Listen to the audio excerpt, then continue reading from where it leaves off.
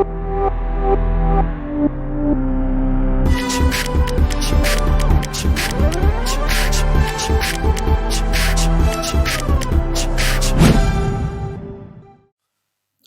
students, welcome back, and this is what will make your concept clear about the limit. Actually में LHL RHL क्या बोला मैंने?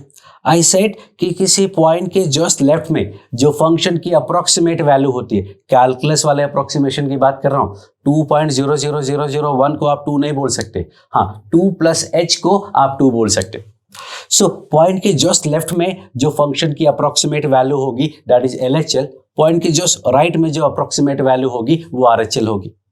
सो in this case if I say x = 0, x = 0 पे LHL value और RHL x = 1 2 3 4 5 6 7 8. ये मैंने first quadrant में ही बनाया हुआ है. It's not important, it's not necessary कि वो फर्स्ट में ही हो सकता है एक्सिस यहां हो. That is not going to make any difference.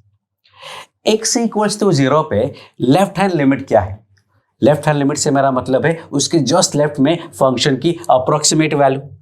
तो x = 0 के जस्ट लेफ्ट में अगर देखोगे तो फंक्शन डिफाइंड ही नहीं है, कुछ है ही नहीं. इसका मतलब I will say does not exist. x = 0 पे वैल्यू क्या होगी फंक्शन की? What is value of the function? Value of the function मतलब ये देखोगे तो 0 पे ग्राफ यही है एंड दिस वैल्यू का मतलब y coordinate and y coordinate इसका 0 है. RHL की बात करते हैं. इस पॉइंट के जस्ट राइट में 0 के जस्ट राइट में देखोगे तो उसका वैल्यू थोड़ा सा पॉजिटिव है. ये काफी 0.12 जैसा दिख रहा है बट एक्चुअली जितना क्लोज आप आएंगे h अगर आगे बढ़ोगे तो वैल्यू भी h जैसा ही आगे बढ़ेगा, ऊपर जाएगा. So when we move h forward from 0 function will move h dash upward and so in this graph and so we can say that right में approximately वैल्यू 0 है. इसका मतलब उसका राइट हैंड लिमिट 0 है. वेट, जब ये finish होगा तब तक पूरा क्लियर हो जाएगा. Don't worry about this and ध्यान से देखना. x = 1, x = 1 पे लेफ्ट हैंड लिमिट क्या है? ध्यान से देखोगे x = 1 पे लेफ्ट हैंड लिमिट का मतलब हुआ 1 के जस्ट लेफ्ट में फंक्शन की वैल्यू क्या है? फंक्शन की वैल्यू अगर आप देखोगे तो 1 से थोड़ा कम है, 1 से थोड़ा नीचे है. ग्राफ थोड़ा नीचे है मतलब अप्रोक्सीमेटली 1 है, मतलब उसका लेफ्ट हैंड लिमिट 1 हो गया. x = 1 पे वैल्यू क्या है?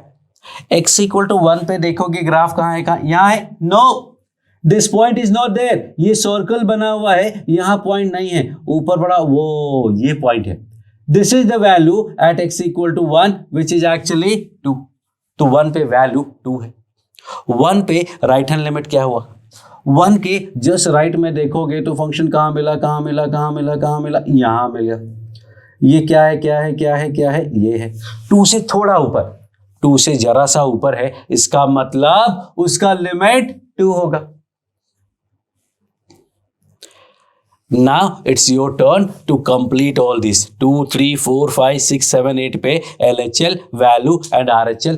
Look at the graph. You need to understand कि ग्राफ को कैसे देखना है. ग्राफ को ऐसे नहीं देखना होता है. ग्राफ देखने का मतलब कि हर पॉइंट पे वैल्यू क्या है that you have to identify. You should be able to understand the graph. You should be able to use the graph. Graph का यूज कर पाओगे तो life will be chill. So if you want your life chill, then you need to understand how to actually see the graph. So pause कर लिया होगा आपने, try कर लिया होगा. I am going to talk about 2. 2 के left में देखोगे तो जो फंक्शन है कहाँ है? यहाँ है. इधर देखा तो 3 से थोड़ा नीचे है, मतलब लेफ्ट हैंड लिमिट 3 हो गया. 2 पे वैल्यू देखेंगे कहाँ है? यहाँ है, विच इज एक्चुअली 4. और 2 के राइट में देखोगे कहाँ है? यहाँ है.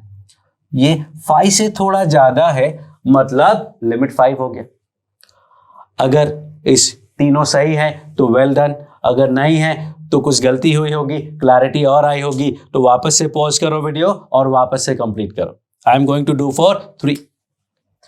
3 के लेफ्ट में देखोगे तो 1 2 3 4 5 6 7, 7 से थोड़ा नीचे है, इसका मतलब 7 हो गया। 3 पे वैल्यू देखोगे तो 1 2 3 4 5 6 7, 7 हो गया। 3 पे RHL देखोगे, 3 के राइट में तो कहाँ गया, यहाँ है। अगेन 7 से थोड़ा नीचे, इसका मतलब वापस से 7। ओके ना, वापस से अगर ये सही है ऑल गुड, नहीं सही है कुछ और क्लैरिटी आई होगी। जब भी आपको कोई गलती मिले आपके आंसर्स में, वहां पॉज कर लेना और वापस से सारे के सारे वापस से देखना कि कहीं कोई गलती तो नहीं है। आई होप कि लास्ट के 2 लाइन में किसी का कोई भी गलती नहीं होना चाहिए। x इक्वल टू 4 की बात करते हैं। 4 के लेफ्ट में 1 2 3 4 5 6, 6 से थोड़ा ज्यादा है तो 6 हुआ। 4 पे वैल्यू देखोगे तो 1 2 3 4 5, यहां नहीं है, यहां है 6। और 4 पे राइट देखोगे तो दैट इज 1 2 3 4, 5 से थोड़ा कम मतलब 5। क्वेश्चन नंबर 5 की बात करते हैं। 5 की बात करते हैं तो 1 2 3, 3 से थोड़ा ज्यादा मतलब 3। 5 पे वैल्यू की बात करते हैं तो कहाँ है? ओ 5 पे तो वैल्यू ही नहीं है, मतलब नॉट डिफाइंड। 5 पे वैल्यू डिफाइन नहीं किया गया। 5 के राइट में देखते हैं, राइट में देखोगे तो ओहो यही मिल गया, दिस इज 2 से थोड़ा कम मतलब 2। 6 की बात करते हैं। 6 के लेफ्ट में तो यही मिल गया, 0 प्लस h मतलब बेसिकली 0। और 6 पे वैल्यू तो 0 ही है, डॉट पूरा दिख रहा है। 6 के राइट में देखा तो कहाँ है? 1 2 3 4 5 6, 7 से थोड़ा कम है मतलब 7 हुआ। 7 के लेफ्ट में देखोगे, 7 के लेफ्ट में 1 2 3 4 5 6, 6 से थोड़ा ज्यादा है तो 6 हो गया। 7 पे वैल्यू देखोगे तो यही मिल गया, दिस इज एक्चुअली 4। ये जो ओपन सर्कल बना है that is not the point, that is missing point. जो सॉलिड सर्कल बना है दैट इज द पॉइंट। 7 के राइट में देखोगे तो 1 2 3 4, एग्जैक्टली 4 है, बहुत अच्छी बात। 8 के लेफ्ट में देखोगे, 8 के लेफ्ट में देखा तो 1 2 3 4, न 4 से कम न 4 से ज्यादा, एग्जैक्टली 4, वेल एंड गुड। 8 पे देखोगे तो 8 पे तो कोई पॉइंट ही नहीं है, मतलब नॉट डिफाइंड। और 8 के राइट में तो बिल्कुल ही not defined. So this is the idea that how you see, how you look at the graph. And now next chapter होगा इसके बाद कंटिन्यूटी। आफ्टर, अभी तो चैप्टर स्टार्ट हुआ है, ये पूरा चैप्टर खत्म होगा, फिर उसके बाद there will be a chapter called continuity. Continuity में you will need to learn about this again. So continuity में क्या होता है? A function is said to be left continuous अगर LHL और वैल्यू सेम है। It is said to be right continuous अगर RHL और वैल्यू सेम है। And is said to be continuous अगर तीनों सेम है। सो लेट्स फाइंड आउट कि इसमें कंटिन्यूअस कौन कौन से फंक्शन है। No no no, yes. 3 पे कंटिन्यूअस, तो सिर्फ 3 पे ग्राफ कंटिन्यूअस है। और कंटिन्यूअस का मतलब होता है ग्राफिकली, ज्योमेट्रिकली बिना पेन उठाए आप ड्रॉ कर सको। देखो 1 पे पेन उठाना पड़ा, 2 पे भी, 3 पे देखो पेन नहीं उठाना पड़ा, सीधा बन गया। 4 पे भी पेन उठाना पड़ा, 5 पे, 6 पे, 7 पे, 8 पे। So this function is continuous at 3 only of these points. उसके अलावा देखोगे 0 से 1 में हर जगह कंटिन्यूअस है, 1 से 2 में हर जगह कंटिन्यूअस है, 2 से 3 में हर जगह कंटिन्यूअस है। आगे लेफ्ट कंटिन्यूअस कहाँ है? लेफ्ट कंटिन्यूअस मतलब ये दोनों equal. Okay, left continuous, left continuous, left continuous. Right continuous कहाँ है? राइट कंटिन्यूअस देखोगे तो वैल्यू और right, right continuous, right continuous, right continuous, right continuous. So only right, left right both मतलब पूरा continuous. Only left, only left, only right, और इन points पे तो न लेफ्ट कंटिन्यूअस न right continuous. So that is the whole idea about the function limit. and थोड़ा सा part इसमें कंटिन्यूटी का आ गया. ये पोर्शन आप कंटिन्यूटी के बाद देखेंगे तो आपको और भी ज्यादा क्लैरिटी आएगी. बट लिमिट के लिए तो ये जो नंबर्स लिखे हैं दैट इज इंपॉर्टेंट. अब finally we are going to कि कौन कौन से फॉर्म होते हैं इनडिटर्मिनेट जहां पे हमें लिमिट कैलकुलेट करने की जरूरत पड़ती है. And that is I am going to tell you. Okay, so now I am going to tell you total indeterminate forms. So there are total 7 indeterminate form. पहला 0 by 0, infinity by infinity, 0 into infinity, and infinity minus infinity.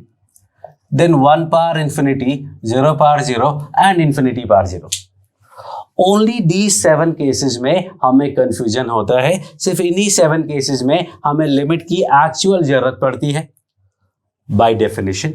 बाद में पता चलेगा कि ये form नहीं होगा तो भी लिमिट निकालते हैं. लिमिट हम कभी भी फाइंड कर सकते हैं, किसी भी पॉइंट पे लेफ्ट और राइट पे वैल्यू निकाल सकते हैं, चेक कर सकते हैं इक्वल है या नहीं है. कब करना है वो धीरे धीरे स्टेप में आएगा. बट लेट्स स्टार्ट विद कि जब ये फॉर्म होंगे तो ही लिमिट निकालेंगे. That we can say for the beginning, for the starting we can say कि ओनली दी 7 फॉर्म. अच्छा ये बताओ 0 + 0 क्या होता है? 0 ही होगा. टेंडिंग टू 0 और टेंडिंग टू 0 हुआ तो भी टेंडिंग टू 0 होगा. ये जो भी हम कैलकुलेट करेंगे, जब लिमिट कैलकुलेट करेंगे तो everything will be tending to 0. Everything will be tending to 0. तो tending to 0 plus tending to 0 करोगे तो 0 ही आएगा. 0 माइनस 0 करोगे 0 आएगा. 0 इंटू 0 करोगे 0 आएगा. 0 upon 0 we don't know, that's why it is called indeterminate form. Infinity plus infinity आपको पता है इन्फिनिटी होगा. इन्फिनिटी माइनस इन्फिनिटी कुछ भी हो सकता है. देखो इनडिटर्मिनेट आया. Infinity into infinity, infinity square और भी बड़ा इन्फिनिटी तो इन्फिनिटी बोल सकते हो. इन्फिनिटी अपॉन इन्फिनिटी कुछ भी हो सकता है. देखो इनडिटर्मिनेट में आए. 0 प्लस इन्फिनिटी इन्फिनिटी होता है. 0 माइनस इन्फिनिटी माइनस इन्फिनिटी होता है. 0 इंटू इन्फिनिटी कुछ भी हो सकता है. भाई 0 में कुछ भी मल्टीप्लाई करते हैं 0 आता है. इन्फिनिटी में कुछ भी मल्टीप्लाई करते हैं इन्फिनिटी आता है. जब दोनों आपस में लड़ गए कि ये कहता है मैं सबको 0 बना दूंगा, ये कहता है मैं सबको इन्फिनिटी बना दूंगा, और दोनों लड़ गए तो क्या होगा? ऐसे केसेस में होता है इनडिटर्मिनेट फॉर्म. देखते हैं कौन कितना पावरफुल है, देखें किसमें कितना है दम. वो स्टोरी आ जाती है और फिर हम कैलकुलेट करते हैं. और एक्चुअली में इस टाइप के केसेस में, in all this kind of cases, answer could be anything from minus infinity two plus infinity. फिर 0 अपॉन इन्फिनिटी क्या होगा? 0 ही होगा. एक बहुत छोटे नंबर को टेंडिंग टू 0 मतलब बहुत छोटा नंबर, उसको बहुत बड़े नंबर से डिवाइड करोगे तो और भी छोटा हो जाएगा, 0 ही रहेगा. और क्या पॉसिबिलिटी है? अच्छा 0 का पावर इन्फिनिटी क्या होगा? 0 ही होगा ना. छोटे नंबर को उतनी बार और मल्टीप्लाई करते जाओगे और छोटा होता जाएगा. प्रॉब्लम आएगा 0 का पावर 0 में, वो नहीं पता. 0 का कुछ भी पावर करते 0 आता है. किसी भी नंबर का पावर 0 करते हैं तो 1 आता है. दोनों भिड़ गए आपस में. अब बोलो 0 बनेगा या 1? एक्चुअली में इनडिटर्मिनेट कुछ भी हो सकता है. इन्फिनिटी का कुछ भी पावर करते हैं इन्फिनिटी आता है या 0 आता है. पावर पॉजिटिव होगा तो इन्फिनिटी आएगा, पावर नेगेटिव होगा तो 0 आएगा, पावर 0 हुआ एग्जैक्ट तो 1 आएगा. ये पावर टेंडिंग टू 1 0 है. टेंडिंग टू 0 है तो फिर से वही कहानी. इसमें बहुत कंफ्यूजन होती है लोगों को कि 1 पावर इन्फिनिटी तो इन्फिनिटी ही होगा. It's not exactly 1, this is tending to 1. और टेंडिंग टू 1 में अगर मैं बोलूं 1 से छोटा है, दूसरा केस 1 से थोड़ा ज्यादा है. अगर 1 से थोड़ा छोटा है उसका पावर इन्फिनिटी करोगे तो वो 0 हो जाने वाला है, क्योंकि 1 से थोड़ा कम से 0.99999. पावर बढ़ाते जाओगे वैल्यू उसकी कम होती जाएगी. -1 से 1 का कोई भी नंबर ले हुए उसका पावर इन्फिनिटी करने पे इट टेंड्स टू 0. और if number is greater than 1 तो उसका वैल्यू आता है इन्फिनिटी. लेकिन ये भी जो कैलकुलस का कॉन्सेप्ट है उसमें ये 1 से कितना ज्यादा है और ये पार में क्या है, दे आर बेसिकली कनेक्टेड। ये जितना कम है ये उतना ज्यादा है। If they are to connected then we get actually indeterminate. If these two are connected, and this also we get indeterminate because these two are connected. अगर connected नहीं हो, 1 minus h का पावर इंफिनिटी है तो वो 0 आएगा if that h and infinity are not connected. क्योंकि 1.01 का पावर 100 करना, 1000 करना, this is connected. 1.01 का पावर इंफिनिटी करना, that is altogether different ball game. So you have to understand कि इसमें ये जो अप्रोच होता है, ये अप्रोचिंग टू 1, ये अप्रोचिंग टू इन्फिनिटी, दोनों का अप्रोच एक दूसरे से कनेक्टेड होना चाहिए। कनेक्टेड होगा तो इनडिटर्मिनेट, नहीं तो फिक्स है। -1 से 1 के बीच का नंबर है, पावर इन्फिनिटी किया तो 0 आ गया। -1 to 1 से बाहर का नंबर है, पावर इन्फिनिटी किया तो या तो प्लस इन्फिनिटी आया या माइनस इन्फिनिटी आया। That depends on the power and so many things. So here tending to 1 और टेंडिंग टू इन्फिनिटी का जो रीजन है, they should be connected to each other and then that will be indeterminate form. अब questions में क्या होता है, कोई भी क्वेश्चन लिमिट का सॉल्व तभी होता है जब वो इन दोनों में से किसी एक फॉर्म में कन्वर्ट होगा। That you will see later in the videos कि how I am going to convert all of them equations, all of these forms to one of these two forms, and then we'll be able to manage and we'll be able to solve. So that was graphical representation of limit and the 7 indeterminate form. Thank you.